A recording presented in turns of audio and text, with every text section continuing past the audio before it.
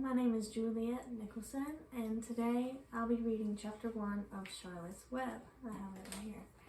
But first I want to go ahead and go with a few of the things that I really like about this book. Some of the reviews, first I'm going to talk about some of the reviews on the back of the book that really draw your attention. The first one is right here, it's at the top. It says, "What the book is about is friendship on Earth, affection and protection, adventure and miracle, life and death, trust and treachery, pleasure and pain, and the passing of time. As a piece of work, it is just about perfect and just about magical in the way it is done." By the New York Times Book Review.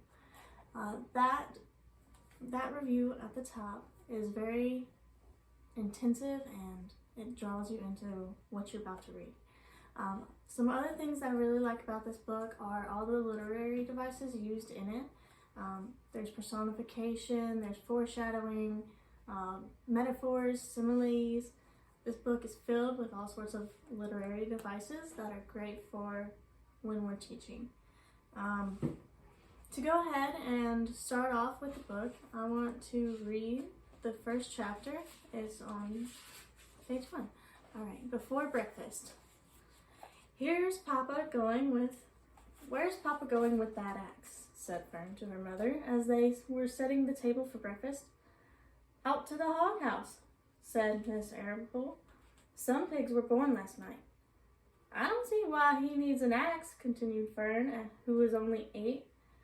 "Well," said her mother, "one of the pigs is a runt. It's very small and weak, and it will never amount to anything, so your father has decided to do away with it." "Do away with it?" shrieked Fern. "You mean kill it, just because it's smaller than the others?" Miss Arable put a pitcher of cream on the table. "Don't yell, Fern," she said. "Your father is right. The pig would die anyway." Fern pushed a chair out of the way and ran outdoors. The grass was wet and the earth smelled of springtime. Fern's sneakers were sopping by the time she caught up with her father. What a nice picture. "Please don't kill it," she sobbed. "It's unfair." Mr. Arable stopped walking. "Fern," he said gently, "you will have to learn to control yourself." "Control myself?" yelled Fern. "This is a matter of life and death, and you talk about controlling myself." Tears ran down her cheeks as she took hold of the axe and tried to pull it out of her father's hands. "Fern," Mr. Arable said, "I know more about raising a litter of pigs than you do. A weakling makes trouble.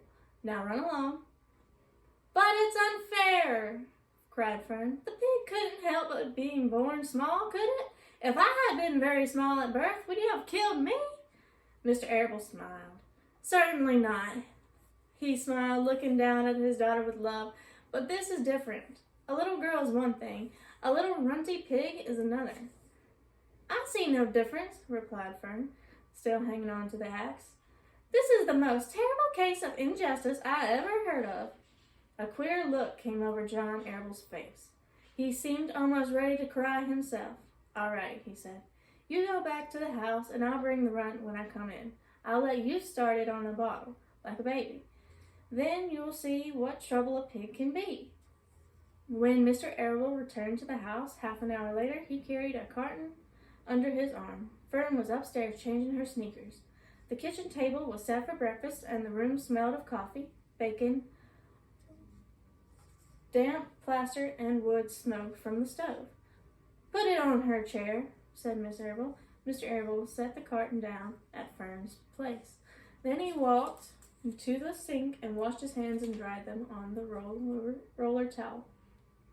Fern came slowly down the stairs. Her eyes were red from crying. As she approached her chair, the carton wobbled, and there was a scratching noise. Fern looked at her father. Then he lifted up the lid of the carton. There, inside, looking up at her, was a newborn pig. It was a white one.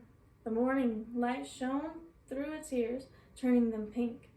"He's yours," Mr. Arable said, "saved from an untimely death, and may the good Lord forgive me for this foolishness." Fern couldn't take her eyes off the tiny pig. "Oh," she whispered, "oh, look at him. He's absolutely perfect." She closed the carton carefully. First she kissed her father, then she kissed her mother.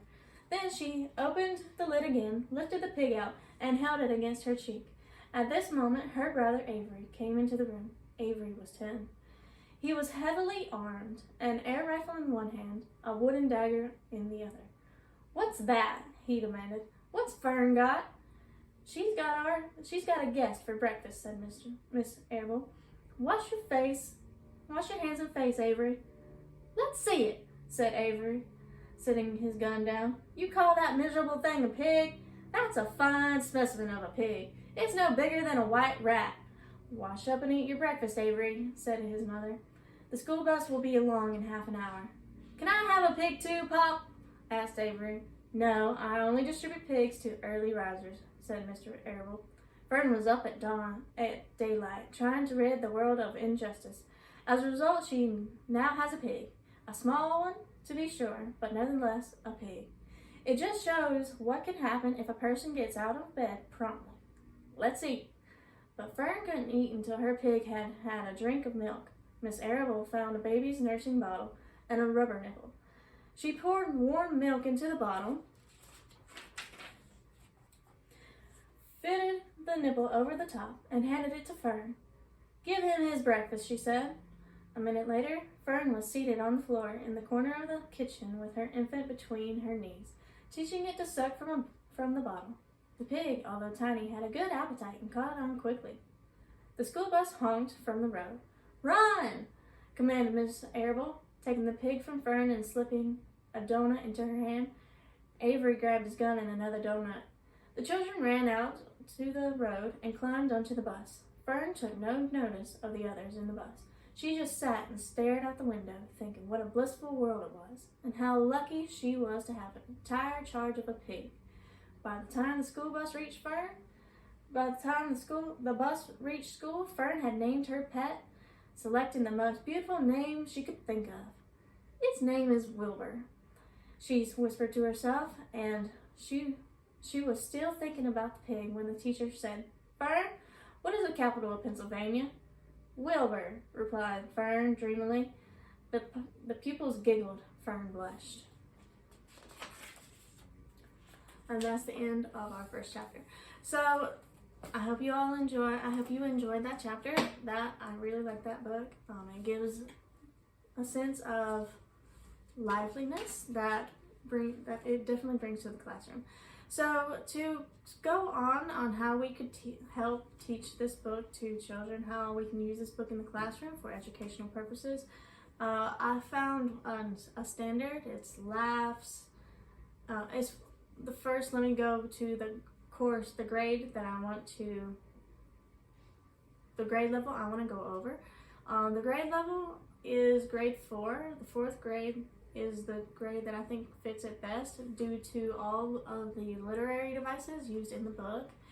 Students can grasp these terms better, see examples better, find them, understand better foreshadowing that does happen in the book.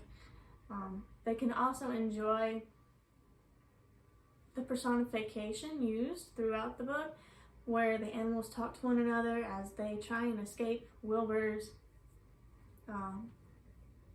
demise, which he doesn't come across. But let's talk about the standard again, found on CPOMS. This standard is for students to be able to find evidence from the book that describes characters, settings, sequence of events, conflicts, other stuff like that. So some of the learning centers or the activities that I've chosen are character connections for low-level readers, are plot plan for medium-level readers, and predictions plot plan for higher level readers, Who Am I for ESL readers. And I actually have 2 for these folks, Who Am I and Comic drawing. So to go over each of these, I'll start with the character connections. The character connections, I created a chart, or actually I found one similar to this. It gave me inspiration on what I could do off of a Pinterest page that somebody else had created. What the students will do is, as we're reading the book, they'll identify some characters. They'll get 10 characters, and they'll write down 5 of the characters going down this way, down the column, and 5 characters across the top. And then as the characters meet, they'll describe their relationship in the boxes, and then tell and cite the text evidence in each box below. So that's that one. The next one is for the medium level readers. The medium level readers will use the plot plan. This I found on Teachers Pay Teachers. Teachers Pay Teachers has a wonderful array of materials for teachers to use in the classroom for different types of lessons, activities, resources to use to help teach books, and so on and so forth. So with this, students will just go through and as we're reading, students will go through and identify the different parts of a plot, the plot, and they'll use some evidence or some evidence from the text to help them determine where they are in the plot, and they'll also list it on here.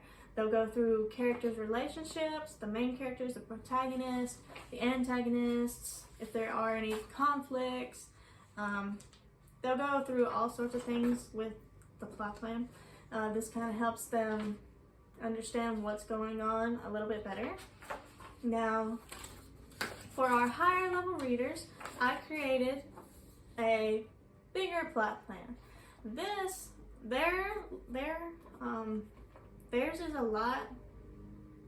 is more creative than the other ones. This one actually allows for students to infer. As students read the book, as we're reading together, students will fill out, these students will have five of these plot plans. They'll fill out the exposition when we're reading the exposition, and then they'll infer what will happen during the rest of the book. They'll use any evidence they can find that can help them infer, and they'll write that up here in the top. And so when we move to the rising action, they'll get a new form, a new sheet, and they'll do the same thing. They'll fill out what the exposition was, they'll fill out the rising action for what's happening right now, and then they'll infer the rest of what's going on with the textual evidence right here, and so on and so forth until it's complete. The final stage of this is they're gonna use all 5 of their plot plans that they've created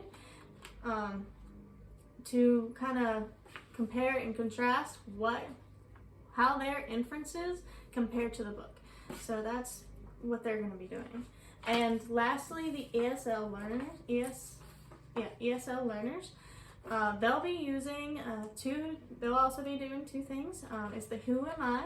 They're gonna, as we read through the book, they're just gonna identify the characters in this first column, draw the characters as they're described from the text in this column, and give a short, brief description in this column. They'll get one of these for every chapter. They don't have to draw any characters that they already drawn. So if Charlotte's already been,